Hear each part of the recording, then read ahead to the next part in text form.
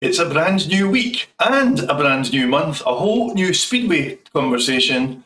We've reached episode 32. Welcome back to 360 Speedway.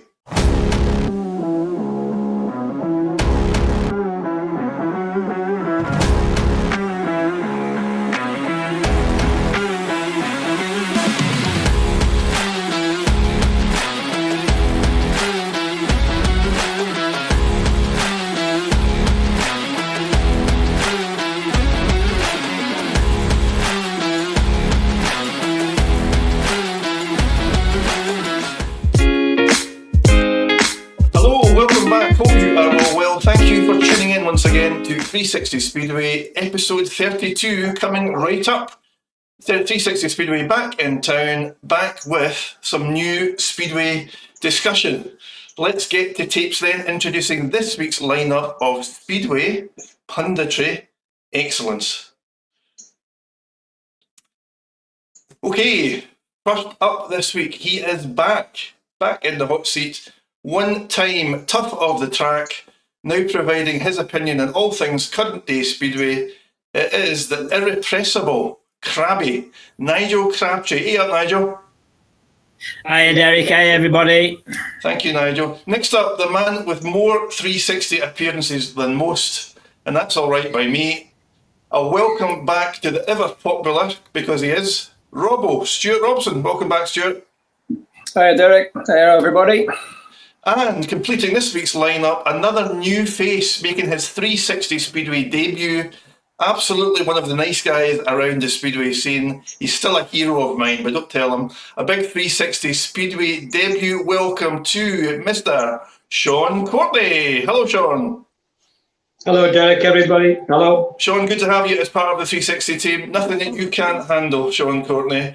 Collectively, this week's Handlebar Heroes. Usual disclaimer applies that all of the views and opinions expressed are those of other individuals and bear no resemblance to any club, former or current, that we have or have had an association to. Okay, listen, before we go any further, I just wanted, on behalf of the 360 Speedway team, to pass on our condolences to the Havelock family and friends on the sad passing of Brian, always a popular rider, team manager and promoter in the northeast of the country. Our condolences to all. Okay, let's dive in then and take on, or tackle, I should say, the first discussion topic of episode 32. No interview this week. We do have a few irons and a few fires on that front, so the 360 interview will return. Bear with us. We're actually planning to take a festive break very soon. Next week may very well be the last episode this side of Christmas. Listen out for a little bit more information on that as we go on in episode 32. Thank you also for all your responses, all your interactivity to last week's episode. You very much appear to support the concerns raised and discussed around the current crisis in British Speedway. Probably fair to say that none of us know all the issues and the goings on. None of us have any of the answers, or certainly not all of the answers. But there have been some terrific suggestions posted by you on social media and on our YouTube channel as well, which, if adopted, would make some sense and certainly would allow some period of stability. But listen, to kick us off on episode 32, we're actually not straying too far from the current crisis. We're going to have a discussion that we have labelled as Two Become One, so bear with me till I set the scene. Okay, we are pretty well versed, or as much as we're likely to be at this stage, around the reasons for British Speedway continuing to be in limbo as regards planning, league structures, membership for the 2026 season. The rescheduled BSPL AGM, as we know, will come around quite quickly, actually. Now, probably just under a month from now, the 6th of January, we believe is the date. At which point we hope that we will learn quickly afterwards what lays in wait for 2026.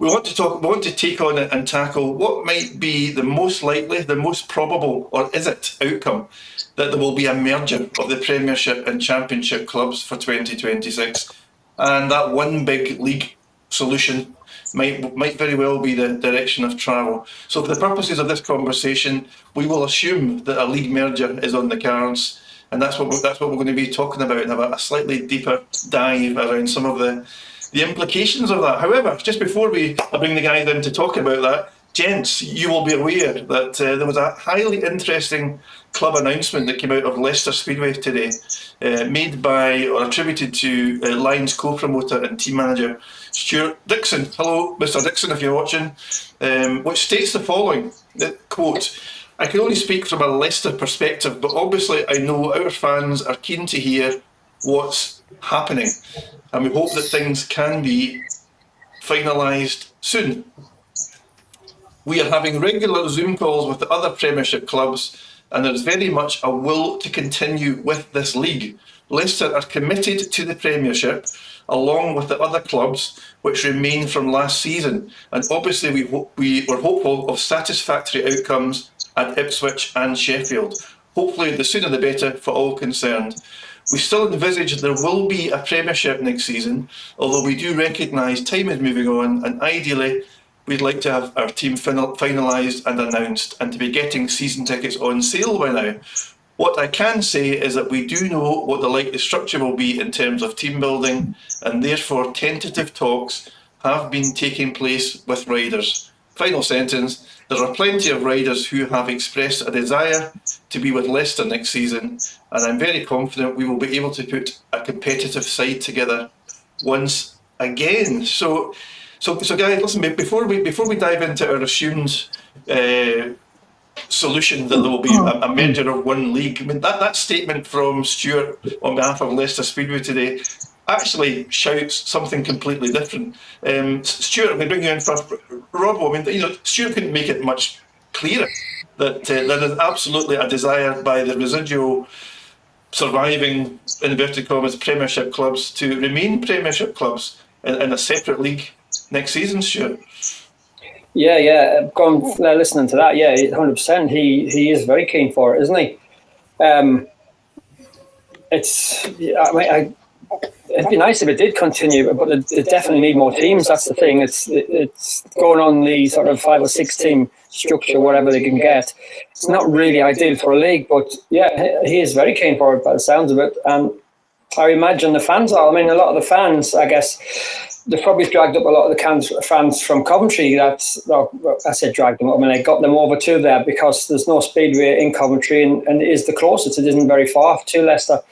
And the Coventry fans have always had top league speedway, and I guess that's what they want. That's what they like. So there's probably a lot of new Leicester fans as well. And going by the season Leicester have just had, they've had a pretty successful season right up until the last hurdle. Unfortunately, it sort of fell by the wayside for them. But yeah, they want to go one better, I'm guessing, next year, and they want to prove they can do it.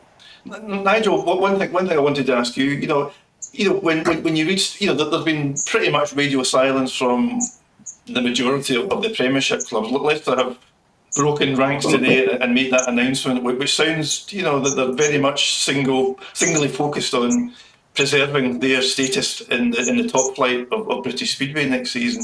Does that suggest to you, Nigel? Because it does to me that it's far from harmonious behind the scenes in terms of the relationship between the Premiership and the Championship. Are you reading the same message as me? That's always been the case, Derek. Always go back to our day. The first and second division. They never sort of one let the other get. They let each other get on with their own sort of thing. That's always been the case, and obviously it doesn't sound any different now. I thought it did look like it was heading for one league.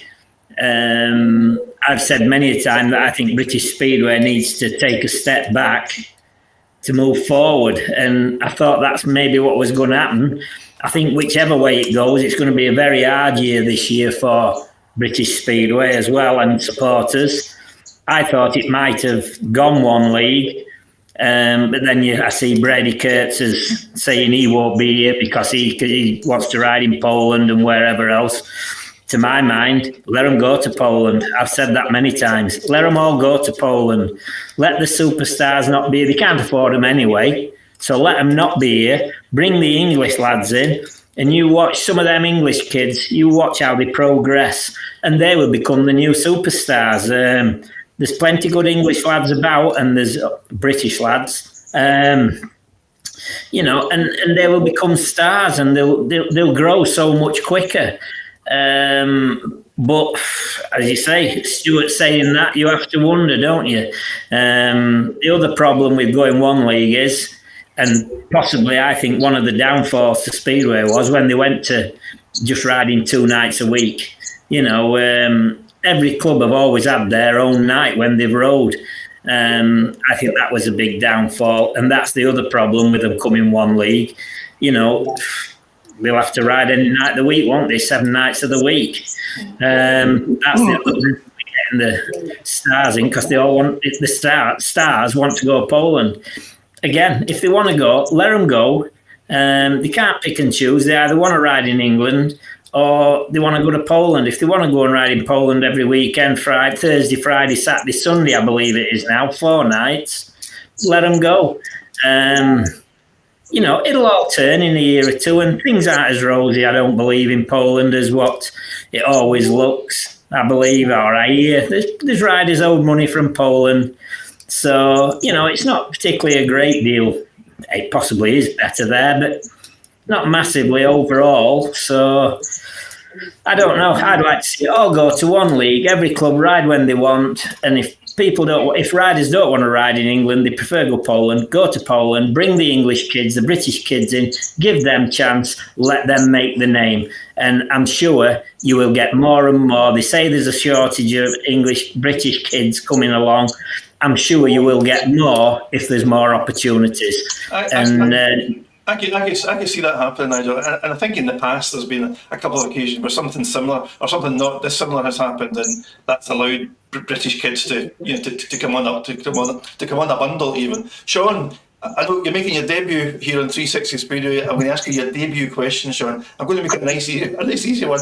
Sean Courtney, here's the puzzler for me, Sean, right? And you know, there've been lots and lots and lots of comments, lots of interaction on the 360 social media over the past week or so, in particular. I can't get my head inside the head of a Premiership promoter. I can't see what the big advantage and the must-have part of being a Premiership club is versus Championship, for example. So yes, I get that Premiership, the cost model's higher, and that allows you to attract some bigger name riders potentially. But that doesn't mean that your crowds are double the size or triple the size, and it does undoubtedly cause some financial stress to the running of a club. So my opening question to you, Sean Courtney, is: can you at all help me understand what the big attraction is and what the big desire is to preserve Premiership status? I can't really know. I think what Nigel says is true, what he's saying there. It's about giving a good product for the spotters to watch, you see. And whichever leagues that's in, as long as the racing is good quality racing, people watch the racing, you see. That's my opinion, yeah. And I think they already know what's going on personally, I feel myself, the 2 leagues. They know there's going to be 2 leagues, I feel myself personally. Well, that's the strange thing though, Sean, right? Because, you know, the consensus view, and listen, first things first, I'm going to cover myself here a little bit. So we in 360 are only picking up on things that we hear, things that we read. We're adding 2 and 2 and making potentially 5, 6, and 7, like everybody else is, right? Because in the absence of any clear communications or clear announcements from the Speedway, from the BSPL, we don't really know quite what's going on, right? So it's all a little bit, you know, piecing things together unofficially.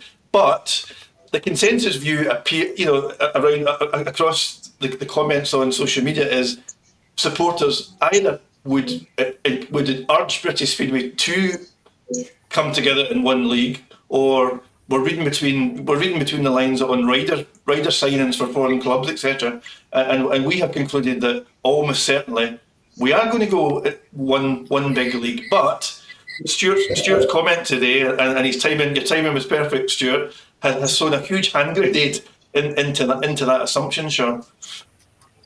Yeah, true. Personally, I think it should go one league for the benefit of British Speedway. And like Crabby said, if they have to go and make the money wherever they can, because it's a short career, as you know. Well, listen, for the purposes of this conversation, like I said at the top, and I'm going to say it again now, we will assume that a league merger is the most likely outcome. So there are, in my head, that there are four options, four routes that British Speedway could follow. So option number one is to merge the leagues fully. So all Premiership clubs, 5 or 6 of them, or 4 or 5 of them, would join the Championship clubs and would have a one league of 13, 14 clubs or thereabouts. That's option one. Option two would be that only some of the Premiership clubs, 2 or 3 of them perhaps, that they join forces with the Championship, and that would then mean that a couple of clubs might choose to sit out the 2026 seasons. That's got to be an option. Option number 3 would be that there's no change. So we no change as in we retain the 2 leagues. So something happens in the Premiership arena that allows 5 or potentially 6 clubs to come to tapes again in the Premiership. So that's the kind of 2 or 3 options. Let's assume that we're going to go one league, because lots of pointers indicate that might well be the direction of travel, and we could well have got that wrong, of course. So I wanted to just kick the tyres on and have a look at what that might mean, because I think there's got to be some implications of going one league. So the first thing, one very obvious thing is, so British Speedway has, our team building is constrained by, a team building average, a team building total in the Premiership and the Championship, and between any riders who double up or double down, there's a conversion that applies, isn't there, to convert a Premiership average to a higher Championship average or a lower Premiership average, depending on which direction the rider's travelling. What we thought we knew was that a couple of weeks ago, amongst the riders who have been announced in the Championship was Josh Pickering. So Scunthorpe announced Josh Pickering as their number 1, and his Premiership average of about 7.7, I think it is, or thereabouts, converts to something like 11.7 in the Championship. So Josh is at the top end, conceivably, of riders who could switch to the Championship. Now, in another turn of events, there's an extremely interesting interview in this week's Speedway Star. Phil Lanning in discussion with Josh Pickering, and incidentally, get well soon, Phil Lanning. Poor chap's been hospitalised in the last few days, so I hope you get home soon, Phil.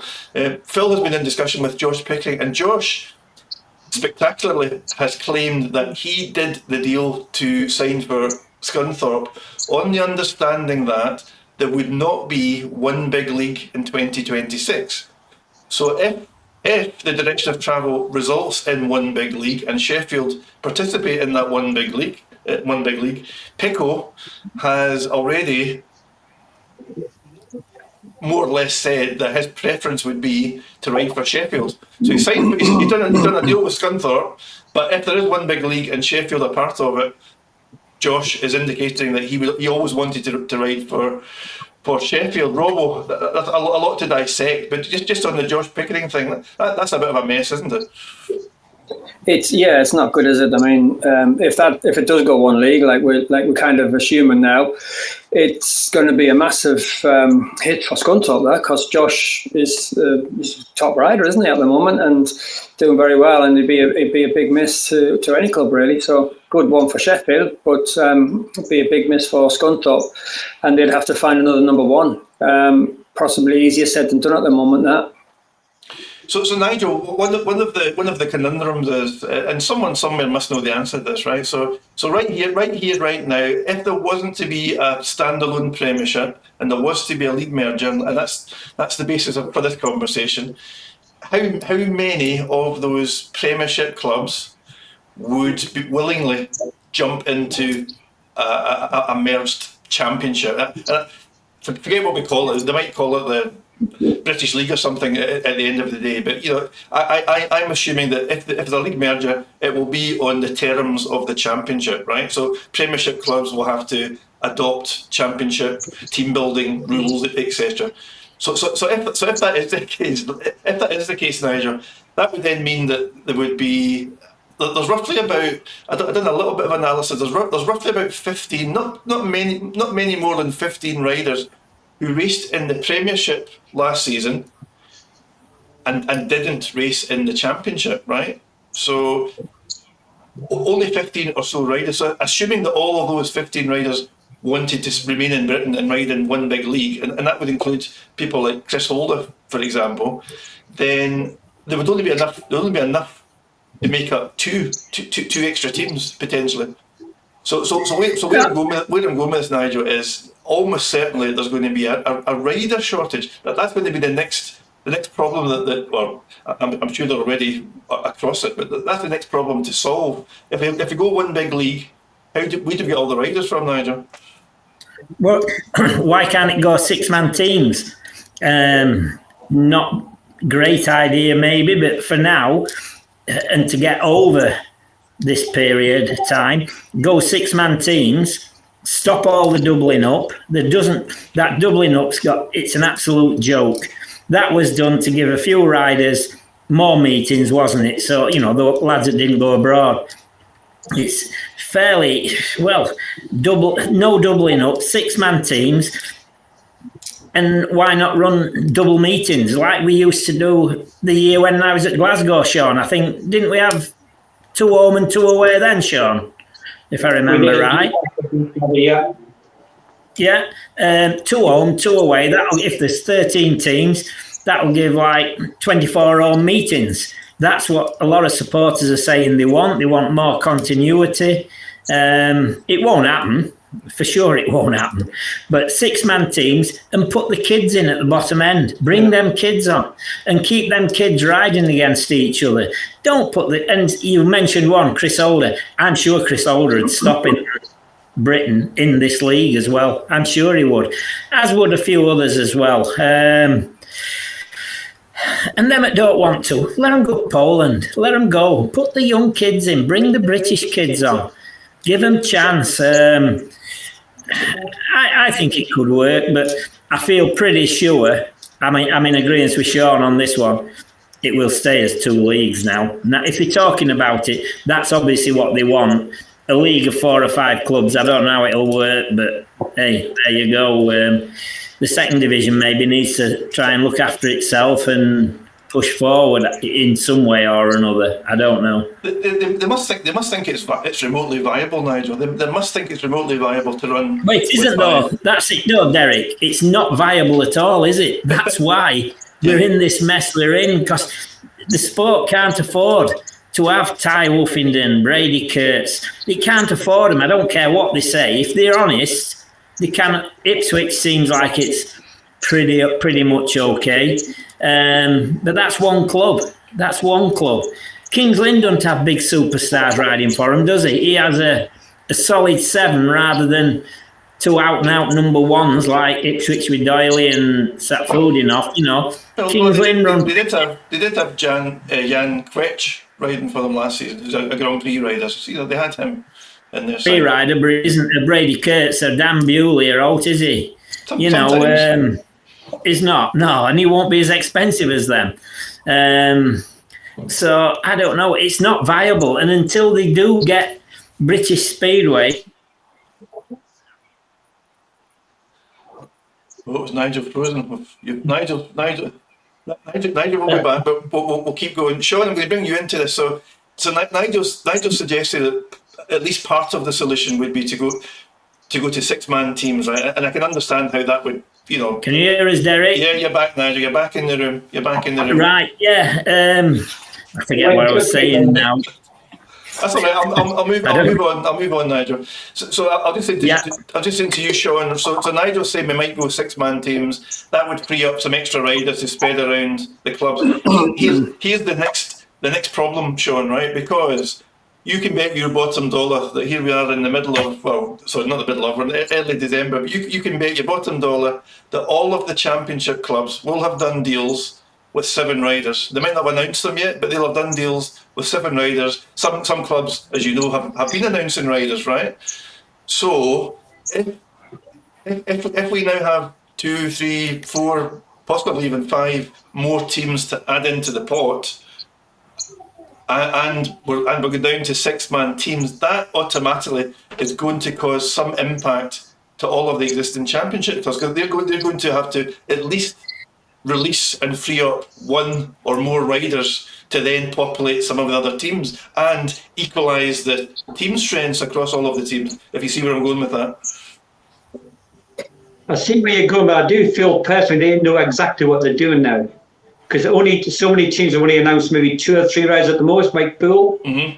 They're not naming too many rides at once, you see. I think they're covering themselves because they actually know what's happening to themselves personally. Okay. They're not dafty. I would like to think they know what they're doing. I'd like, listen, Sean, you're absolutely right. I would like to think, as would supporters listening to this, that the promoters, the club owners are all over this, right? And they've thought about they've anticipated all of the moving parts and all of the outcomes. And I'm sure that is the case, right? I'm sure that is the case.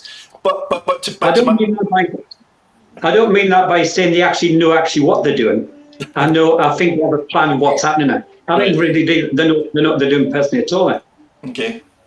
Stuart, just to bring you in on this dichotomy, Stuart. So, do you understand what I'm trying? I'm articulating it quite badly, but what I'm saying is, let's assume that all of the championship clubs have more or less done deals with 7 riders. So suddenly, potentially, they're going to have to release a rider. But they're going to have to. They can't just. They're going to have to release a rider that allows them to stay within whatever revised team average that they then agree. And then for those teams who are joining the league, your Bellevues, your Kings Lynn, your Sheffield, your Leicester, those sides are going to have to populate their teams with 6 riders. That also builds to the eligible team building limit within the championship. So going back to what we said earlier on, I'm not convinced that those riders are readily available, and there might have to be a bit of movement within signed riders to equalise the team strengths across the bigger league. Am I making sense, Stuart? Am I saying anything that makes sense?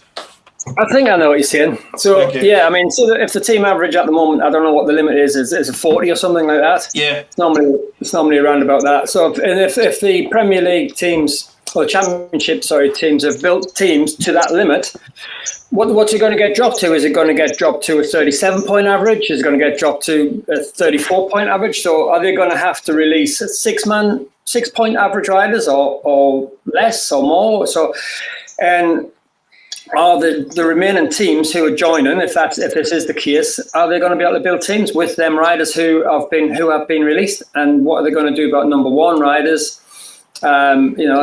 It's as well as the sort of number 6s and 7 riders. It's you're going to have to.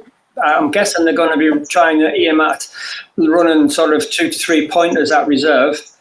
Hopefully, sort of English, British people in that to try and sort of bring them on a bit. But then it's going to be difficult for them to hit a number 1 if like say if Bellevue, for example, because they're going to. If all the number 1s in the Premiership and the Championship are already signed up, who's going to be available?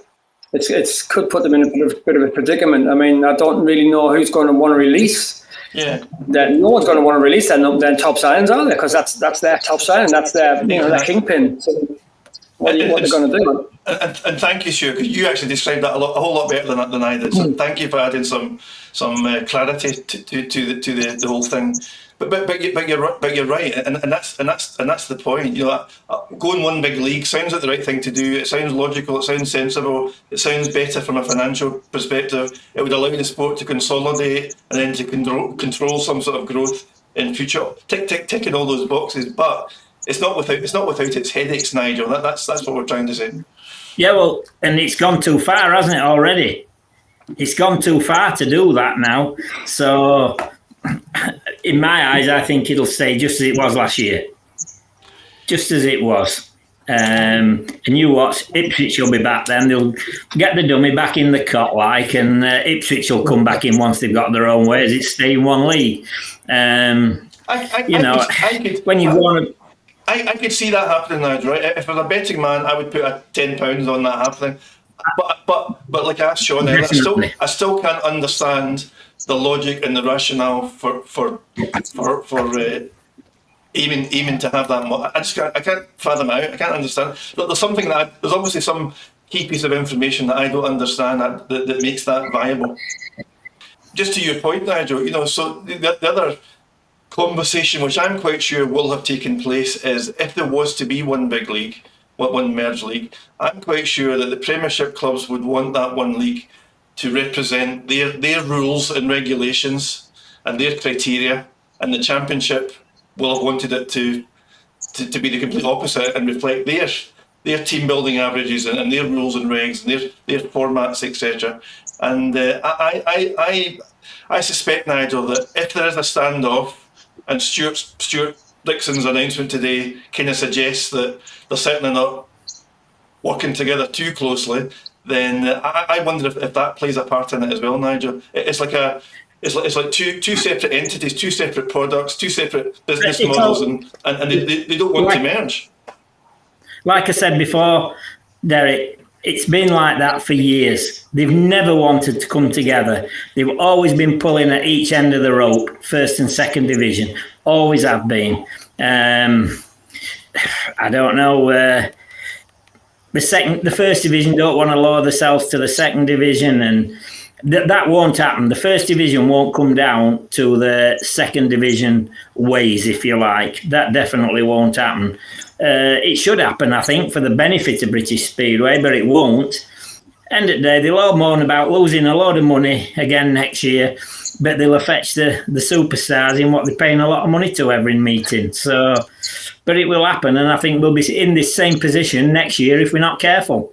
I can see that happening. Listen, if you're enjoying this discussion or watching on YouTube, or indeed listening on Spotify or another podcast service, please do right now hit that little thumbs up button below. A small but very powerful action which does genuinely help the 360 Speedway channel. Robo, I'm going to bring you in just a slightly different. It's related to what we're talking about, Stuart, but because the whole thing is a brain twister, right? There's so many moving parts, so many decision trees, scenarios that might apply, that the club owners are having to work their way through. Resolving one question and coming to a decision then allows them to tackle the next one and so on. Stuart, I mean, it occurs to me, it won't have solved everything that we've been talking about, but this whole problem would have been, I'm quite sure, a little bit simpler to resolve if British Speedway some time ago, or chose to now, abandon rider averages to get rid of that decimal place calculation and introduce rider grades. It wouldn't be perfect, but surely, Stuart, that might make the current scenario a little bit easier to resolve. Possibly, yes. It's what they've adapted in the Scandinavian countries in the past, isn't it? I don't know if they still do that, but they'd have your BC grid riders or whatever it was, and each club would have, a nominated number of each graded rider, and it was easier. It's got to have been easier than, like you said, a decimal point. You 0.01 over the limit. So you can't have that rider. So it's got to be a suggestion, isn't it? And it's got to be thought about and looked at, because it's worked in other countries. It may work, it may not. It's one of them. You don't know till you try it here. It's definitely a point that I think should be discussed. I guess going to one league as well. It's got to go with the majority of clubs with the rules, I guess, as well, haven't they? So if they've got to, I guess they put it to a vote, and then who wants to sort of go this way, who wants to go in that direction, and see how it all comes out. But got to be worth a try. Definitely worth a thought, at least, if nothing else. Sean, the prospect of 6-man teams, that shouldn't be something that we're nervous about or reluctant to try. We have had that in the past, and I can think of some clear advantages of it, Sean. So for example, that format would tend to mean that even reserve riders would be guaranteed more rides. But over the course of a season, that would help those younger riders to develop, and it would give them more bike time and more value for the investment in their equipment, etc. And possibly, the heat format could be devised in such a way that maybe some of the heat leaders clash on track a little bit more often, and some of the reserves race against reserves more often. So I can see some benefits of the 6-man teams and the associated meeting format, Sean. Yeah, I think it could work, possibly, yeah. And like you say, bring the young guys through, keep them racing each other. You need to get the standard racing, a good product for the people to watch, eh? That's all they're looking for. A good standard racing, and the fans will watch the racing. But it'd be good to see the British guys coming through, the youngsters coming through like they should be, like they've done years ago, you see. Yeah. So, Nigel, go back to you, Nigel. I think, you know, and I think I said this out loud last week, you know, the guys who were on last week, I think we as a collective on 360 are more or less sold on the notion of one league, because, you know, to me, there are so many more positives to pursue that model, even if it was for 1 year to allow Speedway to take a breath and, you know, to catch its breath and plan forward. But whether that happens or whether it doesn't, you know, the jury's out, and we'll find out before too much longer, probably.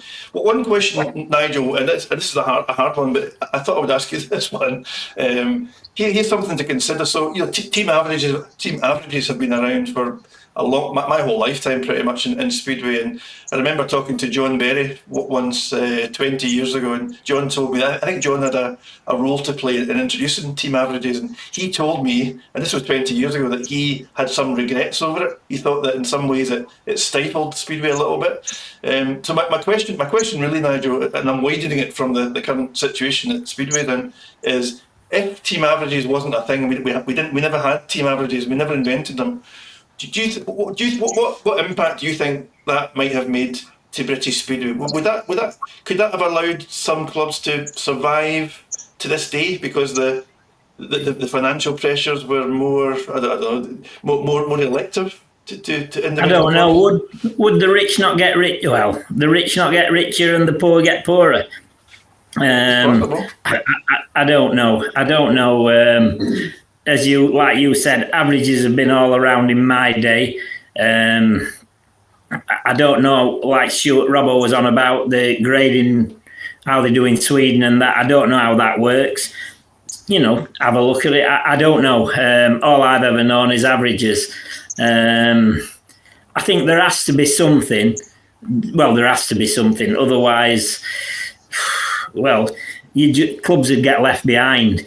They pretty much get left behind now as it is, don't it? It seems to be the same. Well, there's only 5 anyway. 6 was the last year. But it's the same clubs, the top 2 or 3 every year, isn't it? Imagine what it'd be like if, you know, they didn't have the averages. These top 2 or 3 might just grab everybody and go further away. I think there has to be averages. Or however, grading averages. There's got to be some sort of levelling up thing, really. And even though the averages, it levels things up, pool are still there, aren't they? They always manage the pool to work it as they have a good team. And fair play to Neil Middleditch and his men. You know, they pick the right men for the job, and every year they're up there. And if the Elite League, the champion, I don't know what you call it, let's call it First Division. If it was that good, why a pool in the Second Division? Why did they drop out the First Division? Yeah. They're running it as a business, aren't they? And until Speedway gets run as a business and everybody can make a few bob, promoters, they have to make a few bob to enable Speedway to move forward, surely. You know, I say these dreamers that say promoters are filling the pockets. I don't know which ones. Yeah. But, you know, they should be making money. They've got to make money. It's a business, and a business has to make money. Why in Speedway it works the other way, I don't know. You know, it should be making money. It's got to make profit for it to survive and for the future. So, and I think the way to do that is to drop to 2 leagues, but to 1 league, but it won't do. It won't do. And it certainly won't come to a vote, Robbo, because you've probably got, I don't know, is the 9 voting against 4, so it won't go to a vote for that reason. That's true. That's true. First Division will always push the South forward rather than the Second.